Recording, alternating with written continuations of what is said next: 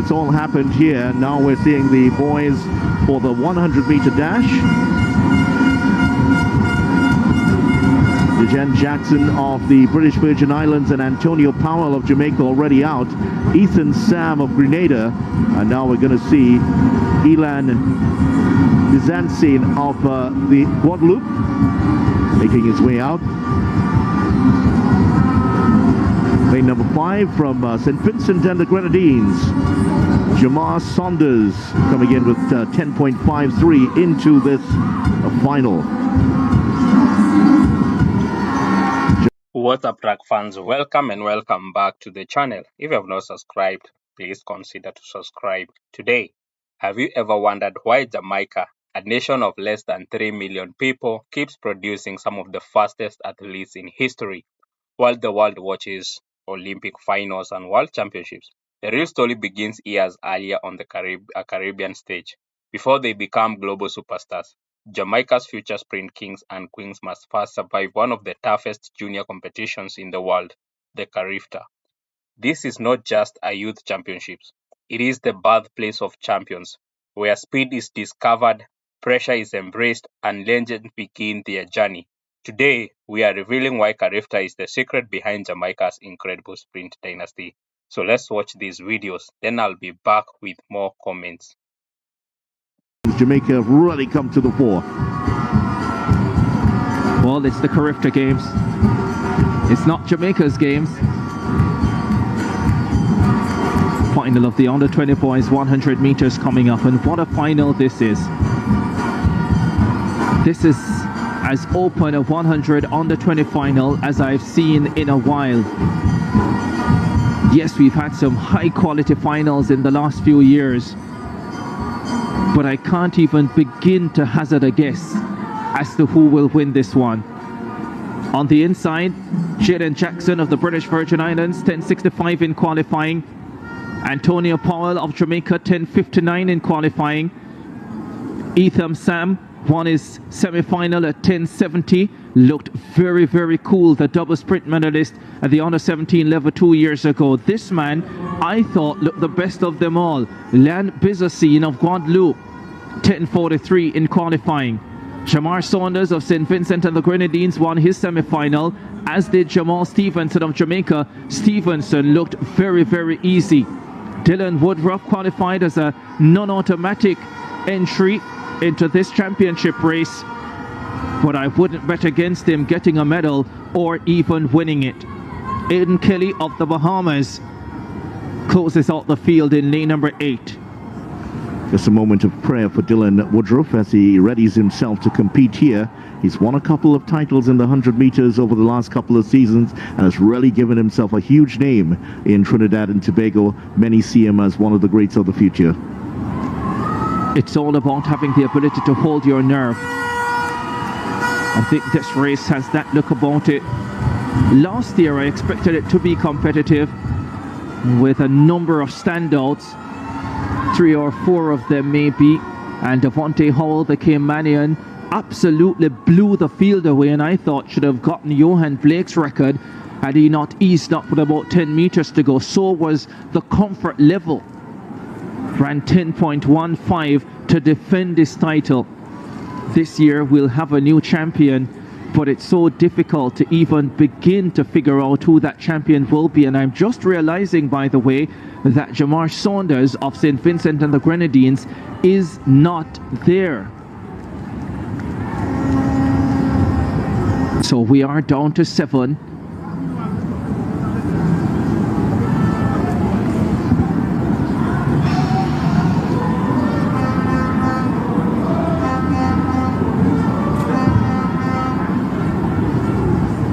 So we're getting word that Jamar Saunders of St. Vincent and the Grenadines actually cut his finger, and they are giving him a minute or so to get it sorted out before the race. Yeah. Boy, we've seen it. I think it was in adjusting the blocks more likely. That's where he would have cut himself, because I do remember seeing him doing a practice run and then all of a sudden he disappeared. So in one of the races earlier, and that was because the record, the CARIFTA record in the pole vault was broken. It has been broken twice actually, so 2 have gone over it, and that was the reason for that hold-up. Relatively new event, the pole vault at the CARIFTA Games on the girls' side, only in its third year. Tension rising for the final of the under-20 boys. One part of the spectacle. It is part of what makes competition what it is. You can make all the predictions in the world, but at the end of the day, it's all about what happens on the day.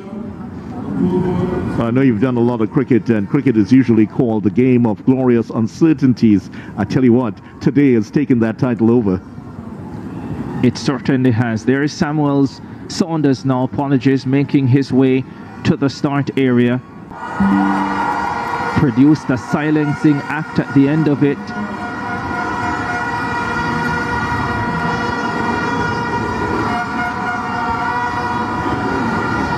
Under 20 boys 100 final, Johan Blake of Jamaica has the games record 10.11 in 2007. Saunders gets an opportunity to do a block start.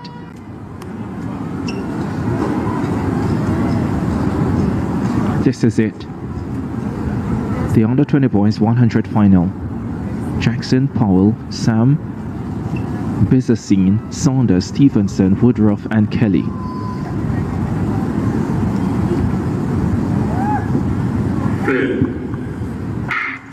Off they go. Jamal Stevenson of Jamaica got away brilliantly. Ethan Sam is running well. Bizasine, Woodruff is coming forward. Stevenson has the beat. Redemption for Jamal Stevenson. The little boy from Waterhouse. No need for an apology tonight. He's the CARIFTA Games champion. What a run and what a story for Stevenson. Wasn't part of the original plan for the 100 meter. He is the plan now. He's not moving the needle, he is the needle. It was an absolutely titanic battle. There was a fair amount of feeling after that final last year when Trinidad and Tobago won. There was some words exchanged, as you would expect, between athletes. So I know there's going to be a lot of emotion after this race. A lot was said following that final last year. Of course, Trinidad and Tobago followed up as well with a win over the Jamaicans at the World Relays. Ultimately, the Jamaicans had the final say because they won the World Under-20 title. So that was a majestic performance, with DeAndre Daly producing one of the most stellar ankle leg performances I've ever seen, reminiscent of his ankle leg performance at the CARIFTA Games in the Bahamas in 2023.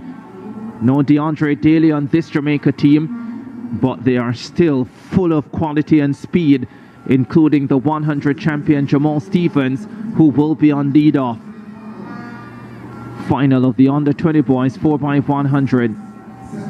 And while all the attention is on Trinidad and Tobago and Jamaica, there's still a lot of quality teams in here that could possibly pull an upset. For sure. Grenada, they will go in lane number 3. Well, let's start in lane number 8 with Bermuda. Noah Robinson, Kaya Richardson, Ephraim III, and Miles Outerbridge.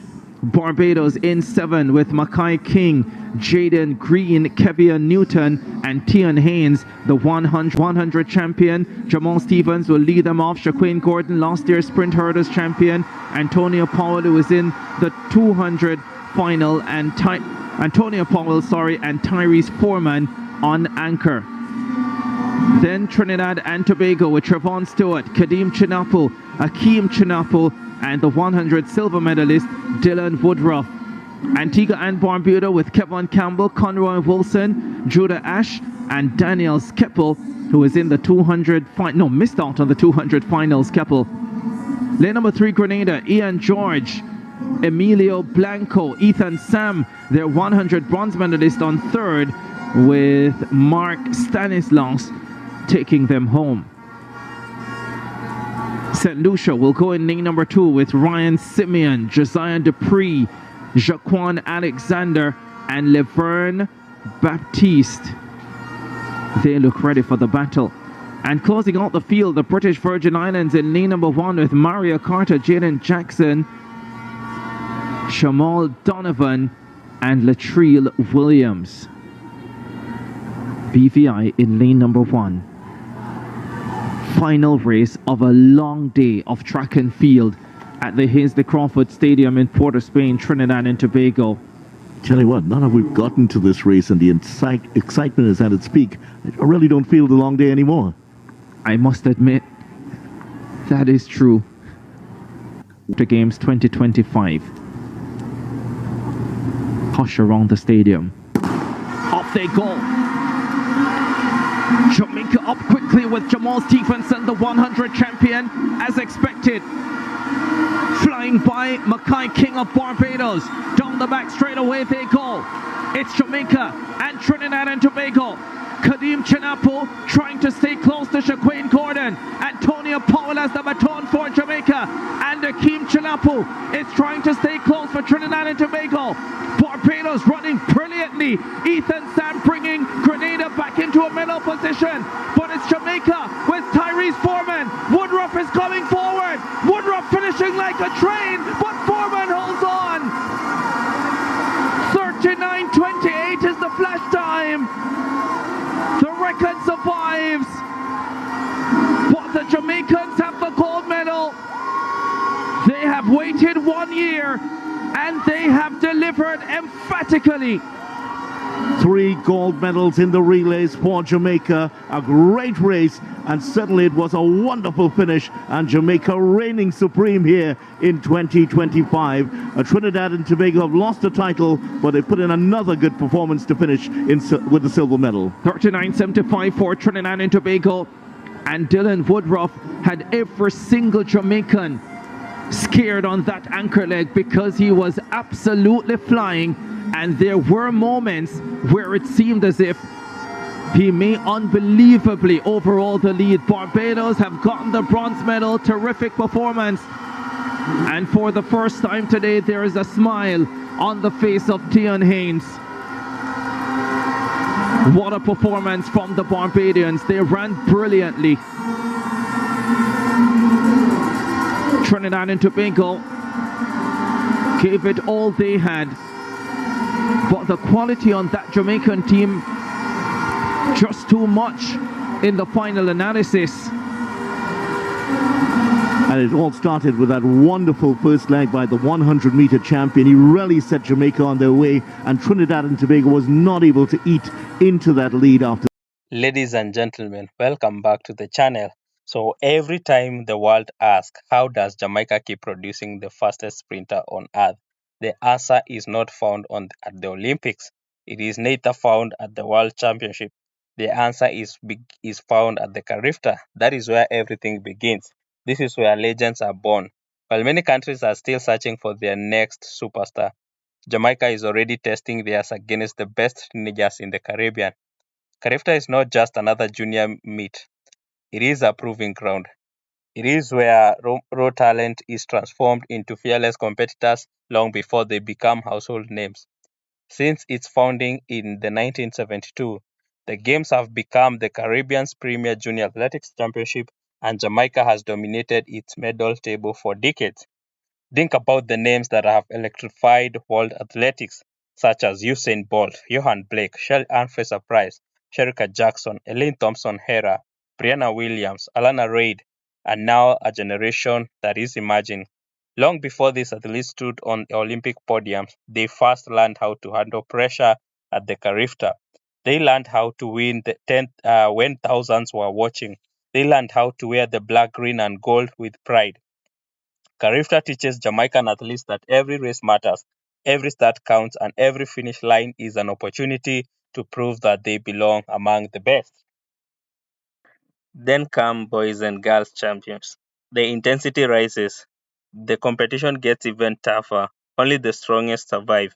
By the time these athletes become professionals, they have already experienced championship pressure for years. That is why Jamaican sprinters rarely look intimidated on the biggest stages.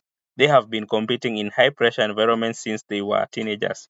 This culture of early competition and talent identification is widely recognized as one of the foundation of Jamaican sprint success. Look at what happened in the latest CARIFTA Games. young Jamaican stars once again dominated the headlines. Shanoya Douglas delivered one of the greatest performances in the CARIFTA. It wasn't just another victory, it was a statement that Jamaica's sprint pipeline is still producing extraordinary talent. This is why Jamaica never seems to run out of champions. When one legend retires, another is already winning at the CARIFTA. When one Olympic champion steps away, another teenager is breaking record in Kingston or dominating the Caribbean. The conveyor belt never stops. The rest of the world often focuses on the finished product, the Olympic gold medals, the world records, the Diamond League victories, but Jamaica focuses on the process. Identify talent, develop talent, challenge talent, create champions. That is the real secret. CARIFTA isn't simply a junior championship. It is Jamaica's speed factory. It is the birthplace of future Olympic finalists, future world champions, and future sprint kings and queens. And if history has taught us anything, it is this. Whenever a young Jamaican dominates the CARIFTA, the rest of the sprinting world should start paying attention because another Jamaican superstar may already be on the way. So, guys, that is how Jamaica keep producing its speed queens and speed kings. Do let me know what you think about the strategy employed by Jamaica to raise champions. Let's meet in the next episode of these videos.